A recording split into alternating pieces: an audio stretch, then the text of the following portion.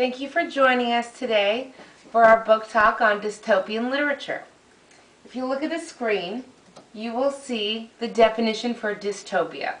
It says, an imaginary place or condition in which everything is as bad as possible. Which does not sound like a world in which you would want to live, but can often make for the setting for some really interesting stories. So today we're going to talk about 3 different stories that are like that. So today the first book we're going to talk about, if you look on the screen, is called Uglies. It's written by Scott Westerfeld. So I'm just going to talk briefly about it. So in this story our main character is named Tally, and she is about to turn 16 years old.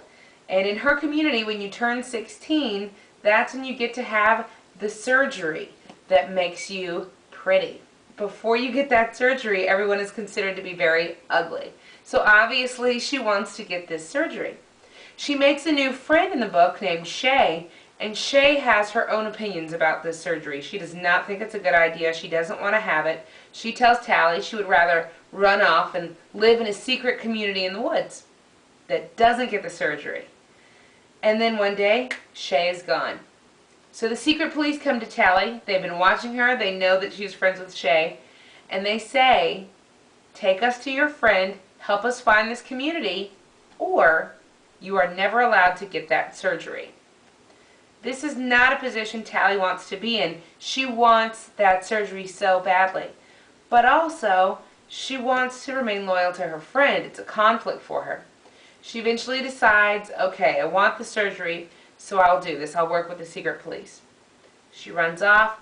She finds the community, and the people that she meets there and the things that she learns there make her question all of her choices.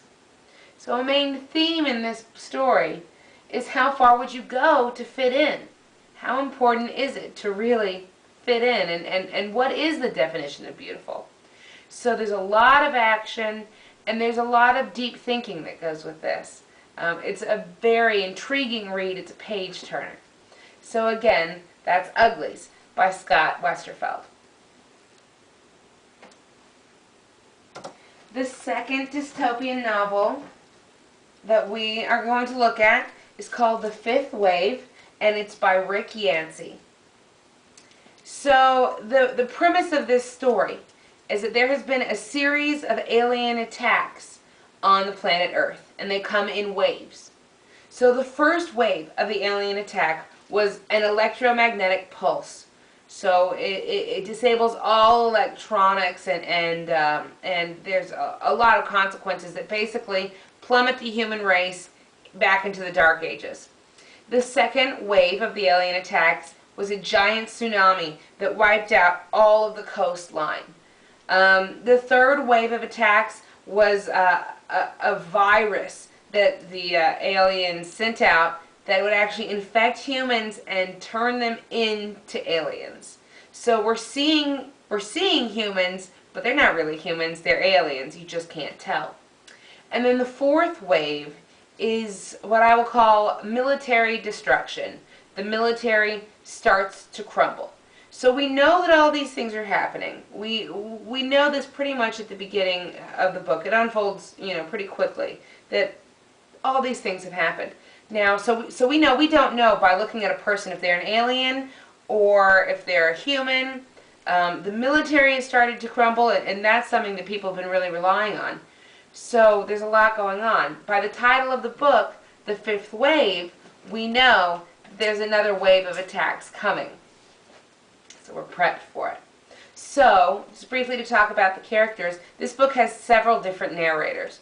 The main narrator is a young woman named Cassie, and she has watched her parents die in these attacks. Her little brother has been kidnapped basically by the military. She doesn't know where he is. So this is basically, her portion is her story of distrust of humans, trying to find her brother. She meets sort of a love interest that she's not sure if she can trust. So she's certainly having a hard time trying to survive basically on her own. The second main narrator is a young man named Ben, who is also nicknamed Zombie, but he's sort of been indoctrinated by the military, sort of folded into their ranks along with Sammy, who is Cassie's younger brother. So her younger brother was sort of kidnapped, and then now he's being indoctrinated into this this military lifestyle. As Ben sort of comes into his own in this military situation, he begins to question what is actually going on here. And one of the themes of this book, one of the main themes is, as you can see here, when the authority, or when the villain masquerades as authority, how do you protect yourself? How do you even know? And there's lots of twists and turns in this book. It's a it looks big, but it's a very quick read because it's so intriguing. So again, this is The Fifth Wave by Rick Yancey. It's a great book. And the final book we're going to talk about today is called Rot and Ruin, and it's by Jonathan Mayberry. So this is a zombie story. So if you're a fan of maybe The Walking Dead or zombie stories, this is right up your alley. So the basic premise of the story is that 14 years ago, a zombie plague hit the planet. And, some people were spared, some people were not. So now humans basically only exist in these little pockets within their community, these small little communities where food has to be rationed and they have to protect themselves, and so it's difficult life for sure. Our main character is Benny, who I think he would describe himself as an average kid.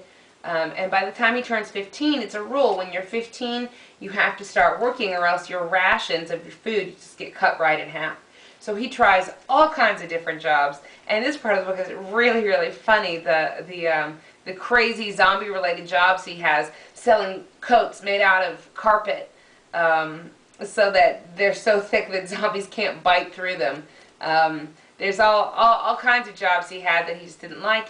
And he ends up sort of being his big brother's apprentice as a zombie bounty hunter. And he really, he learns a lot from his older brother in bounty hunting these zombies, that his brother's philosophy that zombies deserve the same respect as the dead. They were once human. It's not their fault. They do deserve a little respect. Now, certainly, they are to be protected from. They're dangerous, but it's not a game to him. Now, the zombies make for a lot of great action, but the true conflict in this story seems to me to be person to person. There's conflict between Benny and his older brother Tom. When the plague first struck, Tom ran away with Benny, who was just a little baby, leaving his parents behind, to ostensibly be attacked by zombies, which they were. So Benny kind of thinks Tom is maybe a coward for that. And Tom's fellow bounty hunters kind of think he's a coward because he treats these zombies maybe a little more humanely than everyone else. But one of the central themes here, one of the questions is, it's easy to make monsters seem like bad guys, but does that mean that every human is a good guy? I don't know. You kind of have to read to find out. But it's very richly layered, and at times very, very funny, and it also will tug on your heartstrings a little bit. So again, this is Rot and Ruin by Jonathan Mayberry. So those are three excellent books that are highly recommended and very well reviewed. And something that's important to remember about dystopian literature is that these stories are set in a terrible situation. Something awful has usually happened, and they're stories of survival, where a hero who maybe didn't want to be a hero, is maybe a reluctant hero, has to sort of rise up from the ashes and really make things happen. So I always really enjoy them. I feel a lot stronger after I've read them. So if you're interested in looking into this genre, these three are great books to get started with. So thank you for joining us for our dystopian literature podcast. Hope you have a wonderful day.